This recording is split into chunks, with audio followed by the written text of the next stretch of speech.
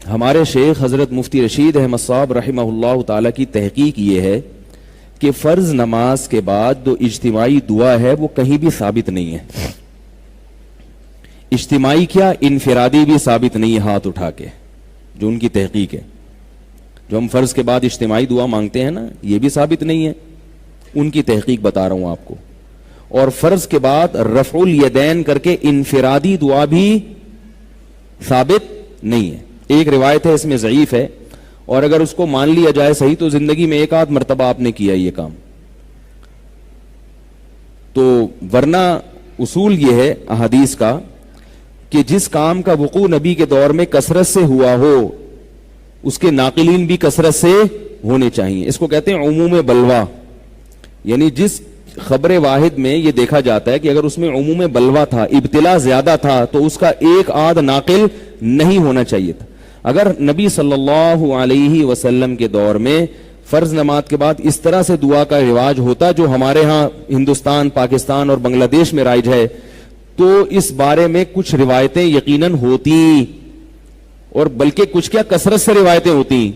ایک بھی روایت نہیں ہے، ایک بھی حدیث نہیں، اور ایک اگر روایت ہے تو وہ صرف انفرادی رفع الیدین کی ہے، اور وہ بھی سند پہ اس کے کیا ہے، کلام ہے. ایک بات یہ حضرت کی تحقیق بتا رہا ہوں، کہیں آپ مجھ پہ فتوے نہ جھاڑنا شروع کر دیں. ان کی تحقیق بتا رہا ہوں، آپ میری کیا تحقیق ہے اور میرا کیا رائے وہ میں نہیں بتا رہا آپ کو. سمجھ میں آ رہی ہے بات؟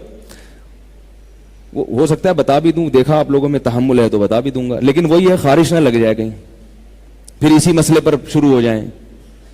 تو دوسرا مسئلہ یہ ہے کہ جو فقہ ہے نا، فقہ اس میں قرآن و حدیث میں جتنا ہے تو قرآن و حدیث کی بہت گہرائی میں جا کے فقہی جزیات لکھی ہوتی ہیں. یعنی حدیث میں اگر کوئی چیز اجمالی ہوگی تو فقہ کی کتابوں میں اس کی بہت ڈیٹیل ہوگی. اس لیے فقہ میں مواد حدیث سے زیادہ ملتا ہے، کیونکہ فقہ نے حدیث کو آسان کر دیا نا، اس کی بہت جزیات بہت ہوتی ہیں چھوٹی چھوٹی گہرائی میں. تو ہمارا جو فقہ حنفی ہے اس کے فتاوی کی جتنی کتابیں ہیں ان میں کسی حاشیے میں بھی اس دعا کا ذکر نہیں ملتا، حالانکہ فقہا تو بہت ڈیٹیل میں جا کے مسائل کو بیان کرتے ہیں. نہ فتاوی قاضی خان میں ہے، نہ فتاوی عالمگیریہ میں ہے، نہ رد المختار میں، نہ الدر المختار میں، کہیں بھی نہیں ہے. جو فتاوی کی مشہور کتابیں ہیں، نہ قدوری میں، نہ ہدایہ میں، جو متون کی کتابیں ان میں بھی نہیں. جو فقہ حنفی تو عربی میں ہے نا اصل میں، اردو کتابیں تو بعد میں لکھی گئی ہیں، اور اردو کتابوں میں حوالے تو عربی ہی کتابوں کے ہوتے ہیں، وہ خود سے تھوڑی کچھ لکھتے ہیں. تو کہیں بھی نہیں ہے.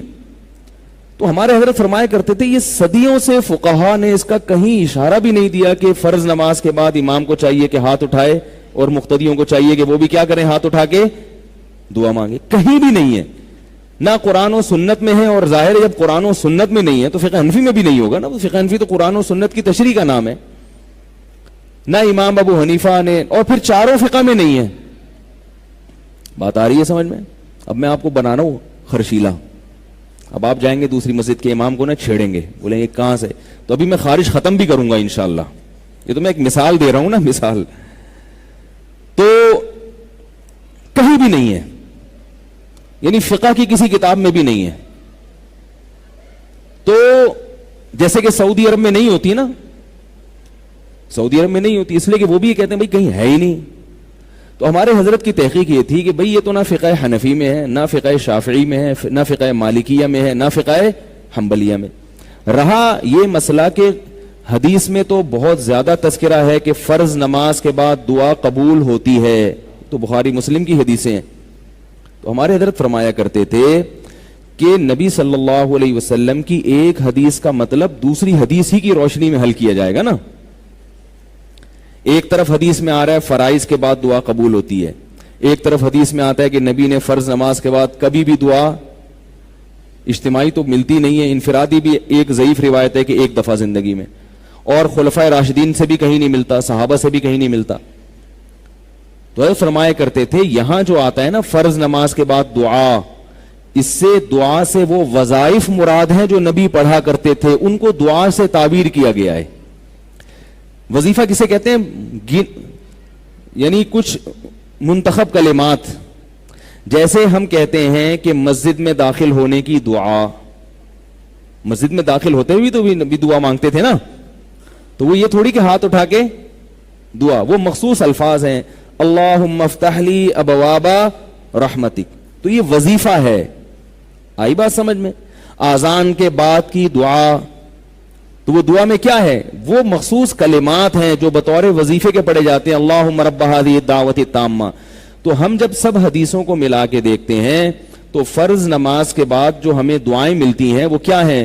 اللہم انت السلام ومنک السلام تبارکت یا ذا الجلال والاکرام، اللہم لا مانع لما اعطیت ولا معطی لما منعت ولا ينفع ذا الجد منک الجد. اسی طرح اللہ لا الہ الا هو الحی القیوم. یہ جو مخصوص منتخب کلمات ہیں جو حقیقت میں وظائف ہیں، وظائف کہتے ہیں مقررہ اوقات پر پڑھی جانے والی مخصوص دعائیں، اس سے یہ مراد ہے. آ رہی ہے بات کہ نہیں آ رہی ہے؟ سمجھ میں آ رہی ہے بات؟ دوسری بات ہمارے حضرت یہ بھی فرمایا کرتے تھے کہ یہ بھی ساری نہیں پڑھنی فرض کے بعد. نبی نے کبھی کوئی پڑھی اور کبھی کوئی پڑھی، کیونکہ دوسری حدیثوں میں آتا ہے کہ نبی صلی اللہ علیہ وسلم سنتوں اور فرائض میں تاخیر نہیں کرتے تھے. یہ بھی صحیح حدیث ہے، سوائے اتنی دیر جتنی دیر میں اللہم انت السلام ومنک السلام والی دعا پڑھی جاتی ہے. تو دونوں طرح کی حدیثوں میں جب ہم تطبیق دیں گے تو نتیجہ کیا، بلکہ تین طرح کی حدیثیں ہو گئیں. ایک وہ حدیثیں جن میں آتا ہے کہ فرض نماز کے بعد دعائیں قبول ہوتی ہیں، دوسری وہ حدیثیں جن میں آتا ہے کہ فرض نماز کے بعد آپ صلی اللہ علیہ وسلم یہ مخصوص کلمات پڑھتے تھے، تیسری وہ حدیثیں جن میں آتا ہے کہ فرض نماز کے بعد آپ صلی اللہ علیہ وسلم تاخیر نہیں کرتے تھے. تو تینوں قسم کی حدیثوں کو ملائیں گے، اور پھر فقہ کی کتابوں میں بھی یہ مسئلہ اس طرح لکھا ہے. فتاوی عالمگیریہ میں لکھا ہے کہ امام کو چاہیے کہ اللہم انت السلام ومنک السلام کے بقدر بیٹھے اور اس کے بعد کھڑے ہو کر سنتوں میں مشغول ہو جائے. تو جو فقہ حنفی کو فالو کرتے ہیں اس میں تو صاف لکھا ہے کہ امام صرف اتنا کرے گا، سلام کے بعد بیٹھے گا اتنی دیر اور کھڑے ہو کر پھر کیا کرے گا؟ سنتوں میں مشغول. تو قرآن و حدیث کی دو تشریح ہمارے حضرت کر رہے ہیں، فقہ حنفی میں بھی کیا ہے؟ وہی تشریح، فقہ شافعی میں بھی وہی تشریح. تو اب یہ بڑی مضبوط بات بن جاتی ہے کہ جب تمام حدیثوں کو آپ ملائیں تو پتہ یہ چلا کہ حدیثوں میں جو آتا ہے فرض نماز کے بعد جو لمبی دعاؤں کا آتا ہے اس سے مراد فرض نماز تکمیل کے ساتھ، اور فرض کی تکمیل کب ہوتی ہے؟ سنتوں کے ذریعے. تو لمبی دعائیں مانگنی ہے، رفع الیدین کرنا ہے تو فرض کے بعد آپ سنتوں میں جلدی مشغول ہو جائیں. باقی وظائف آپ کب کریں گے؟ سنتوں کے.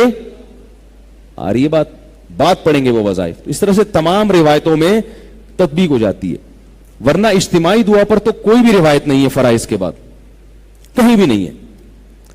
اب ہوتا یہ ہے کہ ہم لوگ چونکہ ایک مسئلے کو دیوبندیت کا معیار بنا لیتے ہیں کہ بھئی ہمارے چند بزرگوں نے یہ لکھ دیا یا کر لیا، تو اب پھر ہم اس کو دفاع میں زمین آسمان کے قلابے ملا دیتے ہیں. یہ طریقہ ہمارے بزرگوں کا نہیں ہے.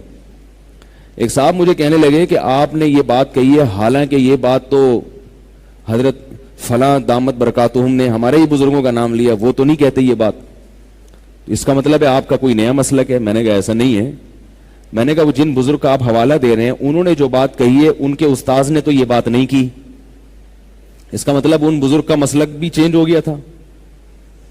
تو بھائی اگر کوئی اپنے کسی بزرگ سے کسی مسئلے میں اختلاف کر لیتا ہے تو اس سے نہ وہ ان بزرگوں کی فہرست سے خارج ہوتا ہے نہ کوئی مسلک چینج ہوتا ہے. یہ تو علماء میں ہمیشہ سے چلا آ رہا ہے. یہ تو ہوتا ہے، یہ تو علمی اختلاف ہوتا ہے. تو اب میں جو اصل بات بتانا چاہ رہا تھا کہ بھئی یہ میں نے بہت مختصر دلائل دی ہیں. تو ایک صاحب نے مجھے کہا کہ نہیں، فرض نماز کے بعد اجتماعی دعا ثابت ہے، اسے پہ فلاں مولوی صاحب نے پوری کتاب لکھی ہے. میں نے کہا ثابت نہیں ہے اس لیے کتاب لکھی ہے. ثابت ہوتا تو ایک حدیث کا حوالہ دے دیتے یا فقہ کی کسی کتاب کا حوالہ دے دیتے. میں فقہ کی کتاب کو حدیث پہ ترجیح نہیں دیتا. فقہ میں ہم دیکھتے ہیں کہ کہیں بھی ایسا نہیں ملتا کہ حدیث کے خلاف جا رہی ہو. لوگوں کی فہم ناقص ہوتی ہے، ان کو وہ فقہ کی عبارت حدیث کے خلاف لگتی ہے، ہوتی نہیں ہے. اور اگر فقہ کی کوئی عبارت حدیث کے خلاف ہوتی ہے تو اس پہ ہمارے مشائخ پہلے اس کے خلاف فتویٰ دے چکے ہوتے ہیں. وہ فقہ حنفی کا پھر حصہ نہیں ہوتی. فقہ کی ہر کتاب کا ہر مسئلہ فقہ حنفی نہیں ہوتا. مفتہ بھی ہی قول ہوتا ہے فقہ حنفی کہ جس پہ فتویٰ دیا جاتا ہے. تو اب جو میں اصل بات بتانا چاہ رہا تھا، ہمارے حضرت کی یہ تحقیق تھی اور اس تحقیق کو ہندوستان کے بہت سے بڑے بڑے علماء نے مانا بھی حضرت مولانا اشرف علی تھانوی رحمہ اللہ تعالی کے جو آخری خلیف، آخری تو نہیں، بہت یعنی آخری خلفاء میں سے ایک تھے مولانا ابرار الحق، وہ بھی فرض نماز کے بعد دعا کے قائل نہیں تھے، وہ بھی حکیم الامہ کے اجل خلفاء میں سے تھے، بلکہ انہوں نے تو بعض علماء سے ملاقات اس لیے چھوڑ دی کہ بھائی جب تمہاری بھی یہ تحقیق ہے کہ فرض کے بعد اجتماعی دعا ثابت نہیں ہے تو تم کیوں مانگتے ہو، اس وجہ سے انہوں نے ملنا چھوڑ دیا، وہ تو اس مسئلے میں اتنے، حالانکہ وہ بھی حکیم الامہ کے خلفاء میں سے تھے۔ حضرت مفتی محمد شفیع صاحب رحمہ اللہ تعالی جو مفتی اعظم پاکستان تھے، انہوں نے نماز کے بعد دعا پر ایک رسالہ لکھا ہے، اس میں بھی انہوں نے یہ لکھا ہے کہ یہ دعا ثابت، بھائی دارالعلوم کے بانی جو تھے نا حضرت مفتی محمد شفیع صاحب رحمہ اللہ تعالی، انہوں نے بھی یہ لکھا ہے۔ تو ہمارے حضرت کی بھی تحقیق، اور بہت سے علماء ان کے ساتھ تھے اس مسئلے میں۔ اب میں آپ کو جو اصل بات بتانا چاہ رہا ہوں، حضرت نے ایک تحقیق لکھی، پورا رسالہ لکھا، بات ہو گئی، اور حضرت نے اپنے مدرسے میں یہ کیا کہ اس کو بند کر دیا۔ میں نے وہاں 3 سال امامت کی ہے دارالفتاء والارشاد میں، 3 سال میں ایک مرتبہ بھی فرض نماز کے بعد ہاتھ نہیں اٹھایا، انفرادی میں بھی نہیں اٹھایا، حضرت کی طرف سے پابندی تھی کہ نہیں اٹھا سکتے آپ۔ لیکن حضرت نے یہ کبھی نہیں کہا کہ جا جا کے دوسرے مولویوں کو پن کرو، آئی بات سمجھ، ان کو بولو یہ ثابت نہیں ہے تو آپ کیوں کرتے ہیں۔ بات آ رہی ہے؟ جو اصل بات میں سمجھانا چاہ رہا تھا نا وہ یہ، دیکھو کوئی مسجد کے امام تمہارے اگر کر رہے ہیں تو ان کو جا کے بتاؤ کہ یہ تو یہ لکھا ہوا ہے، آپ یہ کیوں کر رہے ہیں۔ حضرت فرماتے جو جیسے کر رہا ہے اس کو کرنے دو، یہ میری تحقیق لکھی ہوئی ہے، جس نے پڑھنی ہوگی پڑھ لے، نہیں پڑھنی تو ہم کو پولیس تھوڑی ہے، کیا خیال ہے؟